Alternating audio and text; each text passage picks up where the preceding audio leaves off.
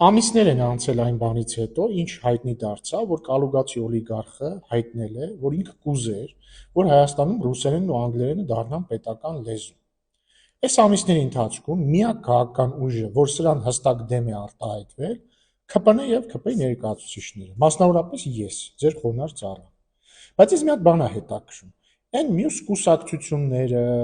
լրատվամիջոցները, խմբագիրները, տարբեր հայրենասեր մարդիկ, որ այլ առիթներով տիեզերական ողբ են կապում եւ պաշտպանում են մեր ազգային արժեքները։ Ինչի որևէ ձայն չեն հանում եւ չեն դատապարտում դա։ Լեզուն արժեք չի, մեր սրբությունը չի հայերեն լեզուն։ Մեր 5000-ամյա լեզուն,